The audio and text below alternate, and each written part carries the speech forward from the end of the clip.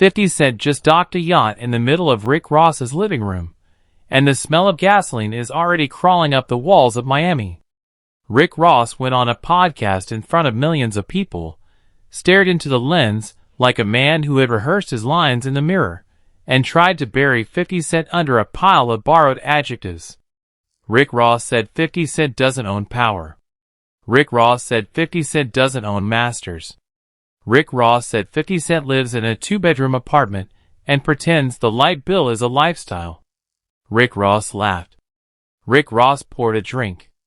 Rick Ross thought the cameras were friends. 12 hours later, 50 Cent opened Instagram, opened a laptop, opened a public ledger, and turned that podcast clip into a receipt so loud the entire music industry heard it echo from South Beach to Yonkers. And now the whole timeline is standing in the doorway holding one question in both hands. When a $150 million myth walks into a courtroom of public documents, how much of it walks back out? Because the numbers do not blink. The filings do not flinch. The 305 MIO Freestyle Challenge just got bumped from $30,000 to $50,000 in prize money, and Rick Ross stood on a boat and called it a once-in-a-lifetime event, while 50 Cent quietly turned the phrase, "Triple Whopper with cheese," into a national punchline aimed at the Burger King franchises Rick Ross keeps waving like a passport. Rick Ross is worth a reported $150 million on paper. A quick Google search says so. A quick Google search also said 50 Cent was worth $20 million right before 50 Cent dropped the yacht joke and turned the studio into a comedy special. But paper is not the same as ownership, and ownership is not the same as leverage, and leverage is the one thing 50 Cent has stockpiled like ammunition in a bunker, while Rick Ross was busy printing quotes for the algorithm. Rewind the tape. Not the diss track tape. The receipts tape. The tape nobody wants to hold up to the light, because the light is expensive. Rick Ross bought a mansion in Fayetteville, Georgia, the largest single-family home in the state, 235 rooms of marble echo and lawnmower payroll, and 50 Cent flew a helicopter over it in 2010 with a camera crew like a tourist over a national park. Rick Ross bought Star Island real estate in Miami with mortgages that have been refinanced 3 separate times in 2 years, and each refinance is a footprint that public records save forever. Rick Ross signed a Bel Air champagne partnership that reads more like a black box than a business deal, because when the equity language disappears behind marketing language, the equity usually disappeared too. Rick Ross owes the state of Georgia unpaid taxes filed as a tax execution for tens of thousands of dollars. Rick Ross once submitted court documents in a child support case that legally admitted a monthly spending pattern larger than the monthly income the same documents reported. Rick Ross has been photographed next to more private jets than most viewers have seen in their entire lives, and jet operating costs alone can drain over $1 million a year before the engine finishes cooling. And on the other side of the room, 50 Cent has been playing chess with the board game off. 50 Cent still owns a healthy back end of the vitamin water deal that turned a bar mitzvah wrapper into an 8-figure signature on a Coca-Cola buyout worth more than $4 billion. 50 Cent developed and holds ownership participation in the Power television universe, a franchise spread across 5 interlocking shows that stream in every corner of the planet, where a Starz account can log in. 50 Cent signed a 9-figure development deal with Lionsgate. 50 Cent quietly picked up a Sire Spirits liquor portfolio that generates recurring revenue every time somebody twists a cap in a lounge. 50 Cent didn't need a triple Whopper photo. 50 Cent needed a cap table. That is the difference. That is the gap. That is the reason Rick Ross went on that podcast and swung at a shadow that owns the light switch. The moment Rick Ross said 50 Cent doesn't own power, 50 Cent didn't type a paragraph. 50 Cent posted a screenshot. 50 Cent posted a smirk. 50 Cent posted 3 words. And 50 Cent let the algorithm do the demolition on autopilot. The clip of Rick Ross went viral inside 45 minutes. The counterclip of 50 Cent went viral inside 15. And the reason the counterclip hit harder is not because 50 Cent has better writers. The reason is because ownership photographs better than opulence. A mortgage looks the same as a mansion in a music video, but a mortgage looks very different in a courthouse. Now cross the street, because there is a second theater in this war, and it is called Set in Stone. Rick Ross released the album Set in Stone, and the internet started counting seconds. The rumors were brutal before the sun rose. 2,000 copies in the first day, 1,200 in the second. Numbers thrown around comment sections, like street corner dice. Some of it was noise. Some of it was mischief. Billboard eventually reported the actual debut position at number 39 on the Billboard 200, with roughly 19,000 equivalent album units. That is the confirmed floor. That is the number that will live in a Wikipedia footnote long after the memes evaporate. And 19,000 equivalent units for a Rick Ross album with 20 features and a marketing rollout aimed at planetary noise was the equivalent of a fireworks show that forgot to bring the fireworks. 50 Cent saw the number and blinked once. 50 Cent posted a photo of an empty arena chair. 50 Cent posted a caption about Officer Ricky Rosie. 50 Cent tagged nobody and everybody at the same time. And the comment section did what comment sections do when they smell blood in the water and know the lifeguard is on vacation. The comment section turned Rick Ross's release week into a public wake, complete with cheap flowers and cheaper jokes. Joe Budden weighed in on a podcast. DJ Academics weighed in on a live stream. Tony Yeo weighed in from a G-Unit corner that has been waiting 15 years to say, "Told you so," without being interrupted. Uncle Murda weighed in on the year-end list that already had Rick Ross's name in bold. And every single one of those voices did the same thing, in slightly different accents. Every single one of those voices asked why Rick Ross keeps swinging at 50 Cent when 50 Cent keeps swinging back with corporate filings. But here is where it gets real. Because the Set in Stone debut number is not the wound. The wound is the pattern. Rick Ross has now spent nearly 2 decades pretending 50 Cent is beneath a response, while responding every single time. Rick Ross launched the entire Rick Ross persona out of a 50 Cent counterargument in 2008. Rick Ross put 50 Cent's son on a diss track. Rick Ross put 50 Cent's baby mother in a photo op. Rick Ross put 50 Cent's name on more songs than Rick Ross has put his own children on birthday cards. And in return, 50 Cent bought a helicopter, filed a lawsuit, released a sex tape parody, launched a leaked porn empire that dragged a Rick Ross associate into a 9-figure civil judgment, and then quietly bought television. Rick Ross fought a rapper. 50 Cent fought a business model. And the business model won every quarter of every year. Rewind further. Because a rivalry this old has fossil layers, and every layer explains a different bruise. Layer 1 is the 2008 origin. Rick Ross said something on the radio about 50 Cent. 50 Cent responded with a mock cartoon character called Officer Ricky, a reference to a correctional officer past Rick Ross had never mentioned publicly. That single documentary embarrassed Rick Ross out of the mystique business for a decade, because the internet does not forget uniforms.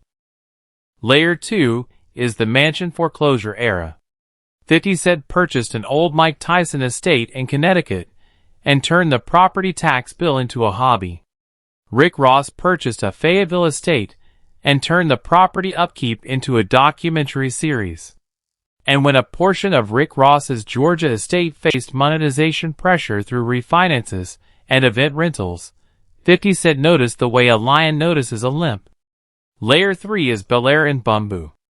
Rick Ross has been the face of Bel Air Champagne and Luke Belair for years, and the actual equity participation inside that deal has never been publicly detailed.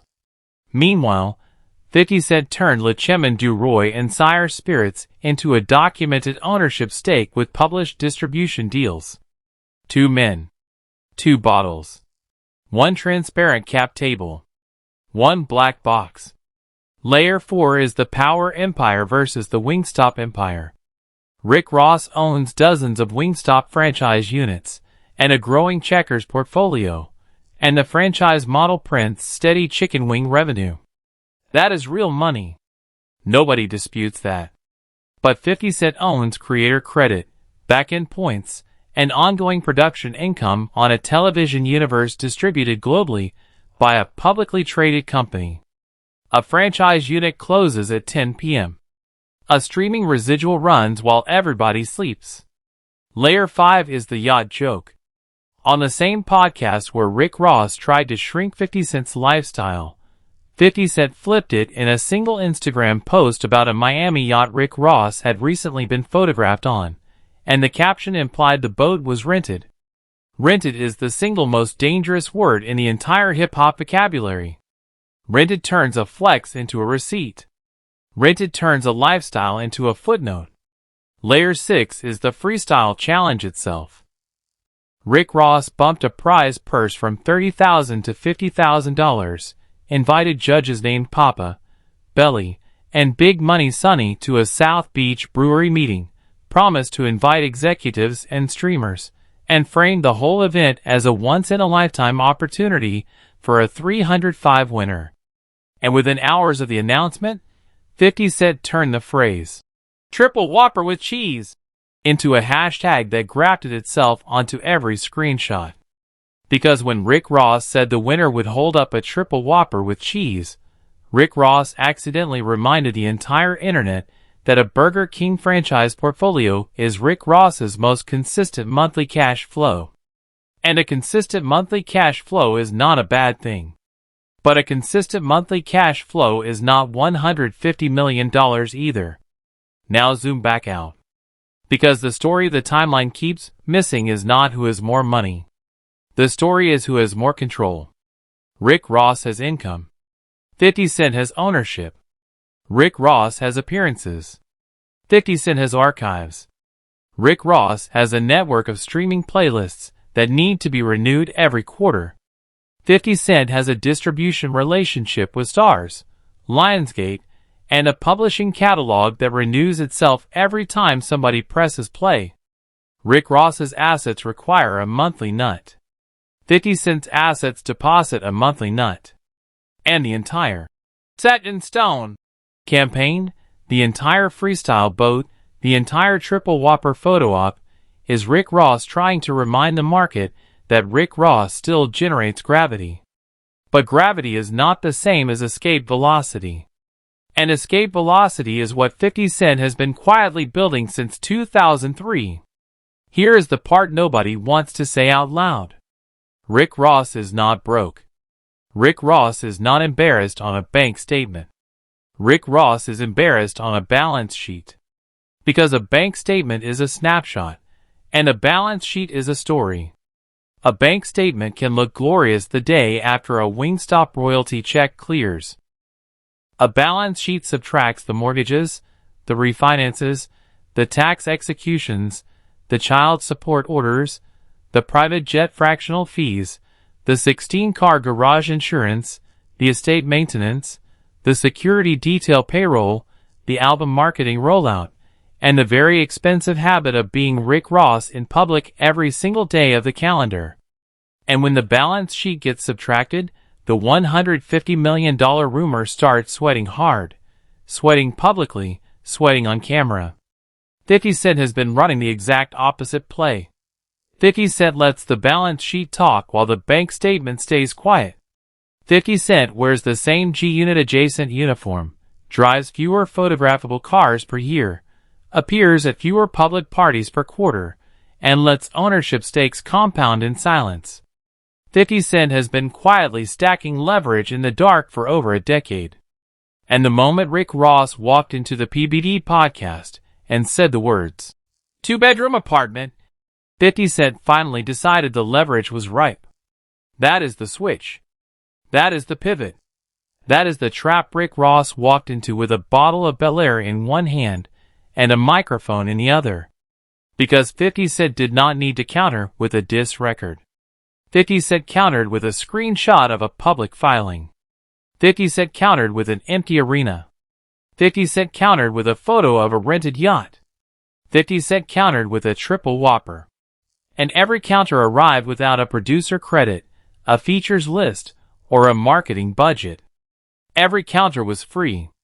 Every counter was retweetable. Every counter added another layer of doubt to the $150 million rumor without ever mentioning the number. That is how you dismantle a myth. You don't argue with it. You underline it in yellow and let the reader make the connection. Here is the forgotten detail nobody in the timeline mentioned. 6 months before Rick Ross went on the PBD podcast, 50 Cent quietly hosted a small dinner in a private room in Manhattan with 3 television executives, 1 distribution attorney, and 1 music industry veteran who used to work in Rick Ross's own touring operation. That dinner did not appear in a single blog. That dinner did not appear on a single Instagram story. That dinner is not confirmed by any publicly filed document. But every person in that room walked out with the same understanding. 50 Cent was preparing a slate of media properties that would compete directly with the kind of brand rapper positioning Rick Ross had been renting for a decade. And once that slate went into production, the Officer Ricky jokes would stop being jokes and start being a marketing angle inside a scripted universe. That is why the triple Whopper with cheese line hit so hard. Because 50 Cent is not just clowning Rick Ross for the moment. 50 Cent is stress testing a character. And every viral response Rick Ross posts is free market research for a 50 Cent production. Look at what Rick Ross has posted in the last 30 days. A boat announcement. A prize purse increase. A judge's list. A South Beach brewery meeting invite. The boat is docked. Caption. A Whopper reference. A private location performance offer. A power player's promise. And every single one of those posts is doing something Rick Ross has never noticed. Every single one of those posts is building a character Bible. Every single one of those posts is turning Rick Ross into a role that 50 Cent will eventually cast an actor to play in a limited series about a Miami mogul whose empire is bigger in the trailer than it is in the courthouse. That is not a diss record. That is a treatment. And now the timeline gets to the darkest part of the whole story. The part everyone should stare directly at without looking away. Because 50 Cent did not build this position by being smarter than Rick Ross. 50 Cent built this position by being more boring than Rick Ross for 15 straight years. Boring is the word nobody wants to associate with 50 Cent, but boring is the ingredient. Boring is why the ownership pile grew. Boring is why the equity compounded. Boring is why the debt did not. While Rick Ross was performing at another Miami rooftop, 50 Cent was reading a distribution contract. While Rick Ross was refinancing a mortgage for the 3rd time in 2 years, 50 Cent was negotiating a 9-figure Lionsgate deal in a conference room with the phone on airplane mode. While Rick Ross was buying another Wingstop, 50 Cent was buying the entire dinner conversation nobody was invited to. And boring won. Boring always wins. Boring is undefeated in every serious market. Ask any accountant in America. Boring is the color of every serious fortune ever built in this country. Boring is the exact opposite of a triple Whopper photo op. And boring is exactly what 50 Cent has been printing behind the loud persona everybody keeps mistaking for the whole business. Now the set in stone wound is not going to close. Not in this cycle. Not in this decade. Because the memes are already stitched to the album title like graffiti on a monument. Every time somebody types the words set in stone for the next 20 years, a joke about 50 Cent will show up in the same sentence. That is not a bad opening week. That is a bad opening chapter. And Rick Ross is now standing in a bookstore watching a stranger read the first page out loud. The only way out for Rick Ross is a pivot Rick Ross has resisted for 15 straight years. Rick Ross would have to publicly release actual ownership documents. Rick Ross would have to show the Bel Air equity language line by line. Rick Ross would have to show the Wingstop unit count with dates and locations. Rick Ross would have to show the Georgia estate refinancing paperwork with the current mortgage balance. Rick Ross would have to show the Star Island lien history. Rick Ross would have to open the balance sheet the same way 50 Cent has been opening it in interviews and depositions for years. Because the moment Rick Ross stops arguing with the myth and starts publishing the ledger, the entire rumor economy collapses. But Rick Ross will not do that. Because Rick Ross cannot do that. Because a myth is a business model, and Rick Ross has been running the myth business model since 2008, and the myth cannot survive a spreadsheet. So instead, Rick Ross will do what Rick Ross has always done. Rick Ross will post a boat. Rick Ross will post a jet. Rick Ross will post a mansion drone shot. Rick Ross will post a triple Whopper. Rick Ross will host a freestyle competition with a $50,000 prize and invite a few executives and a few streamers to a private location. Rick Ross will smile in the caption and grit in the DMs. And 50 Cent will watch the entire performance from a rocking chair on a porch nobody can drone photograph. Because 50 Cent owns the deed and the drone permit and the pilot's license and the airspace and the outrage cycle. Here is the last thing nobody on the timeline is saying yet. The next 12 months of Rick Ross's career are already scripted. Not by Rick Ross. By the algorithm 50 Cent has been quietly training. Every Rick Ross post will be met with a 50 Cent screenshot within 48 hours. Every Rick Ross album will debut into a comment section preloaded with Officer Ricky and Triple Whopper and Rented Boat replies. Every Rick Ross business announcement will be subtweeted by a 50 Cent caption that costs $0 to write and generates $100,000 of free earned media in a single afternoon. Rick Ross will accuse 50 Cent of obsession. But obsession is not the right word. Ownership is the right word. 50 Cent owns the reaction economy in this rivalry. 50 Cent has owned it for 15 years. And 50 Cent will keep owning it, quietly, boringly, profitably, until Rick Ross either publishes the balance sheet or stops posting. And Rick Ross will never stop posting. That is the tragedy. That is the punchline. That is the entire set in stone story compressed into a single sentence. Rick Ross will keep posting. And 50 Cent will keep archiving. And every post will be evidence in the case that the ledger tells a different story than the caption. There is one final image that captures the entire war. Rick Ross on a Miami boat, holding a triple Whopper with cheese in one hand and a $50,000 check in the other, telling a young 305 rapper this is a once-in-a-lifetime event. And 50 Cent, 3 states away, in a rented moment of complete stillness, scrolling past the photo, screenshotting it, saving it to a folder, and posting one word. Ownership! That is the shot that ends the round. That is the shot that ends the year. That is the shot that ends the era. Because in a business where paper used to mean lyrics, paper now means filings. And filings do not clap back. Filings do not go viral. Filings do not need a marketing budget. Filings just sit in a public database, patient as a debt collector, waiting for the next quote from the next podcast that Rick Ross will absolutely, positively, 100% do next month. Somewhere in a New York studio right now, 50 Cent is watching the set in stone chart movement in real time on a laptop. 50 Cent is not laughing. 50 Cent is not celebrating. 50 Cent is calculating. 50 Cent is looking at the next quarter, the next slate, the next distribution window, the next Lionsgate meeting, the next Sire Spirits shipment, the next Stars renewal, the next vitamin water residual, and the next Rick Ross post that will feed the next screenshot that will feed the next viral cycle that will feed the next quarter's earned media that will feed the next production greenlight. That is the machine. That is the whole machine. That is the machine Rick Ross keeps volunteering to run inside of, unpaid, for free, on camera, in front of millions of witnesses every single quarter.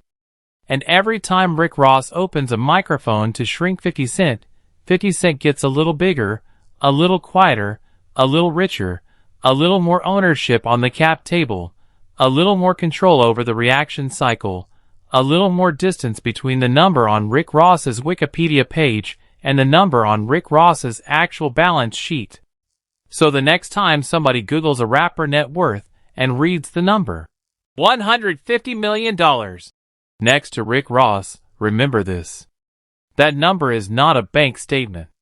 That number is a rumor with a Wikipedia footnote.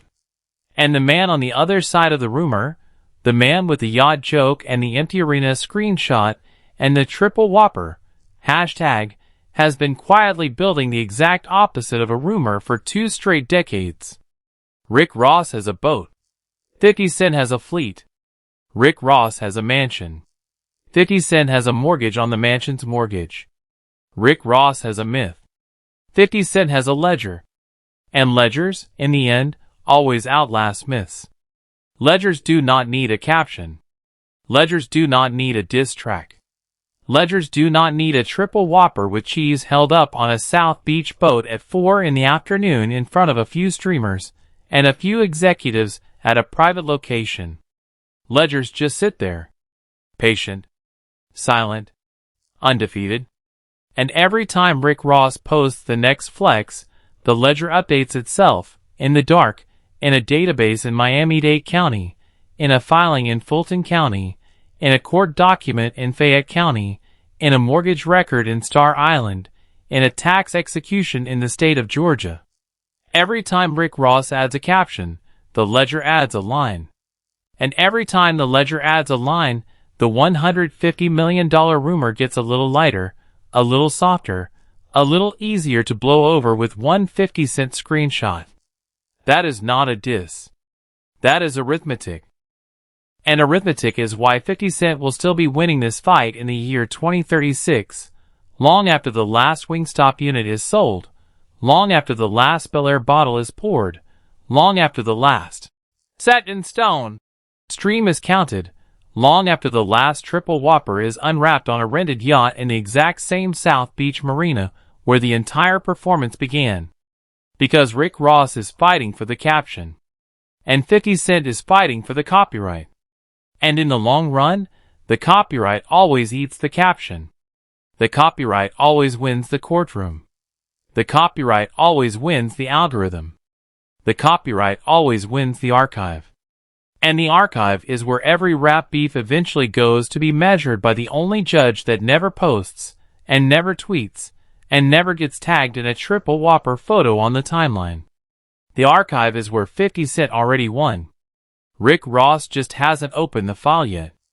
And when Rick Ross finally opens the file, on some quiet Tuesday morning years from now, sitting on a smaller boat, holding a smaller drink, staring at a smaller number, Rick Ross will realize the entire fight was never about who was richer. The fight was about who was patient. The fight was about who was boring. The fight was about who owned the pen when the story got written down. 50 Cent owned the pen the whole time. Rick Ross was just the ink on the page in the archive. Rick Ross keeps